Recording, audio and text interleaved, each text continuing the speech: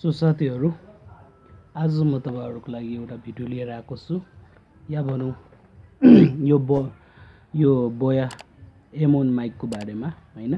यहाँनिर देख्न सक्नुहुन्छ बोया हैन, BOYA M1 यहाँनिर देख्न सक्नुहुन्छ BOYA M1 बोया।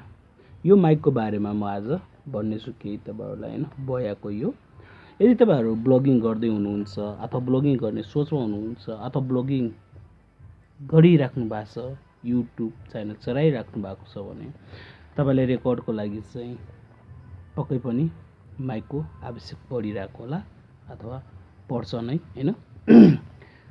सो त्यसको लागि चाहिँ तपाईले कसरी किन्न सक्नुहुन्छ, कहाँबाट किन्न सक्नुहुन्छ। मैले यो पर्चेज गरेको लगभग 10-12 दिन भइसक्यो है। मैले एक दुई चोटी युज पनि गरिसके हो यो हैन। तर मलाई यस्तो लाग्यो कि यसको बारेमा म तपाईहरुलाई पनि जानकारी दिउ कि भनेर के। बोया हैन, BOYA M1 यो है। र यसको प्राइसको बारेमा पनि म भन्ने छु तपाईहरुलाई के कस्तो पर्नेछ भनेर। यो तपाईको वरिपरि भएको इलेक्ट्रोनिक पसलमा सजिलैसँग पाउन सक्नुहुन्छ तपाईहरुले यो बोया माइक। अब यसलाई चाहिँ हामीले खोल्दाखेरि पहिला त यस्तोमा आउने हो यो हैन। यस्तोमा आइसकेपछि त्यसपछि तपाईले चाहिँ भित्र यस्तो एउटा थैली जस्तै हुन्छ। यो थैली भित्र हुन्छ तपाईको बोया माइक। ओके, सो हेरौं के हुन्छ भित्र। मलाई त थाहै छ, तपाईहरुलाई पनि थाहा होस् भनेर के। यहाँले देख्न सक्नुहुन्छ त्यो बोया माइकको यस्तो सेरा छ। र यो सँगसँगै तपाईले चाहिँ यो फिल्टर आउनेछ, जुन यो हाम्रो क्याप भन्छौं हैन। यो यहाँनिर लाउनु पर्ने हुन्छ फिल्टर है। र यो साथसाथै यो एउटा क्लिप आउनेछ, जुन यो क्लिप चाहिँ हामीले यहाँनिर फिट गर्नुपर्ने हुन्छ, जुन कहिले काम लाग्छ। यहाँ कतितिर चाप्नु पर्यो अथवा टी-शर्टमा हैन, त्यसको लागि यो चाहिँ काम लाग्छ। म यसलाई चाहिँ एसेम्बलिङ गरेर पनि देखाउने छु तपाईहरुलाई कसरी हामीले गर्न सक्छौं।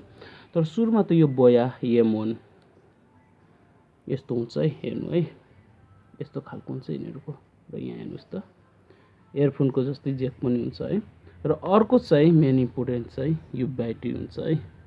यो ब्याट्री हुन्छ है, हेर्नु है। एउटा ब्याट्री आउँछ जुन हामीले चाहिँ युज गर्नुपर्ने हुन्छ। त्यो हामीले कसरी युज गर्ने भन्ने कुरो म सिकाउँछु तपाईहरुलाई है त। यहाँनिर हेर्नुस् है यो ब्याट्री। र यहाँनिर हेर्नुस् यो भित्र चाहिँ हामीले हाल्नु पर्ने हुन्छ भएन। त्यसपछि हामीले चाहिँ यसलाई खोल्नु पर्ने हुन्छ। बिस्तारै खोल्नुस्, चलाएर नचाहेर। यो तपाईको खुल्दैछ।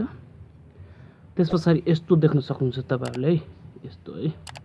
यहाँ यो धागालाई चाहिँ बाहिर नराख्नु नि, फेरि यसलाई भित्रैतिर राख्नु। त्यसपछि चाहिँ यो ब्याट्रीलाई चाहिँ यो भागलाई चाहिँ लेफ्टपट्टि घुमाउनु र यो भागलाई चाहिँ राइटपट्टि राख्नु। र हेर्नुहोस् यो चाहिँ लेफ्टपट्टि हुनु पर्यो है। यो भाग चाहिँ लेफ्टपट्टि राखेर यो चाहिँ लेफ्टपट्टि राखेर यहाँनिर तपाईले यहाँ भित्र एउटा स्प्रिङ पनि हुन्छ है। यो स्प्रिङको साइडपट्टि चाहिँ यो राख्नु तपाईले है, यतापट्टिको भाग है। त्यसपछि चाहिँ बिस्तारै यो मिलाएर राख्नु है, पछि निकाल्न सजिलो हुन्छ भनेर। यसरी गरेर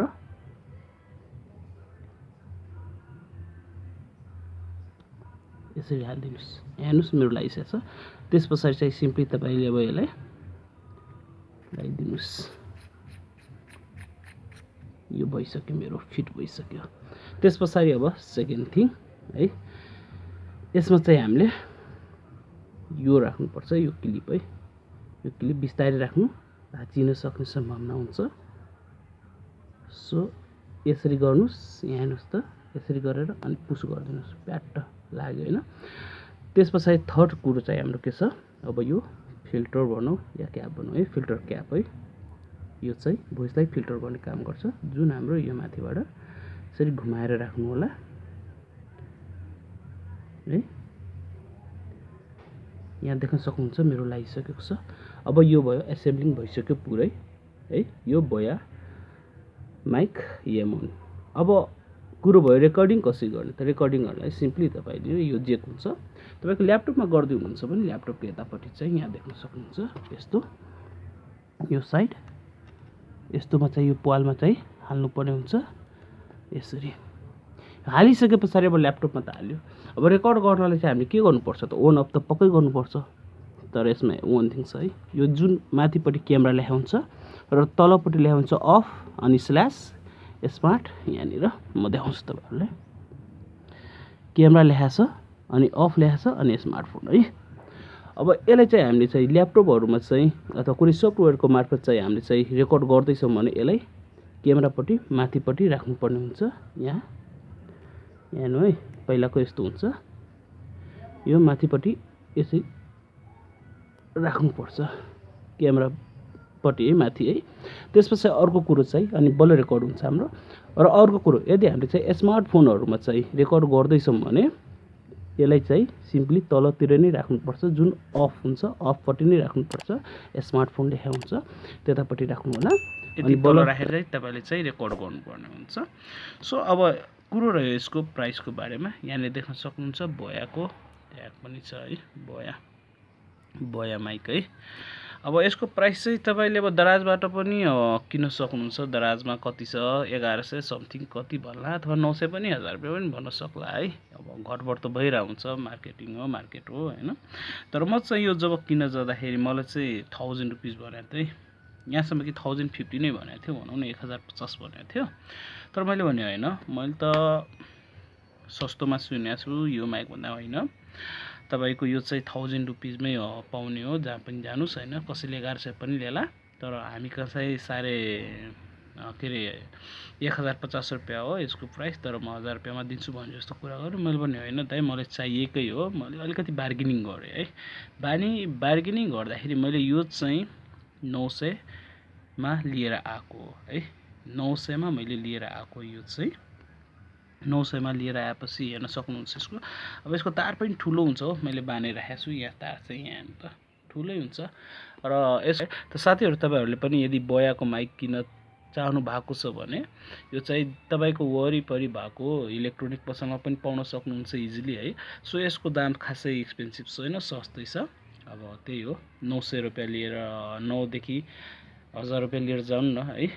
1900 रुपियाँ त्यस्तै समथिङ यसको प्राइस रहेछ भन्ने कुरो बुझ्नु न है।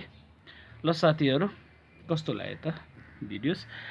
यदि च्यानलमा राखेको भिडियोहरू मनपर्छ भने प्लिज च्यानल सब्सक्राइब गरिदिनु होला, र साथमा राखेको बेल आइकन पनि प्रेस गरिदिनु। हस् त, thank you and by by.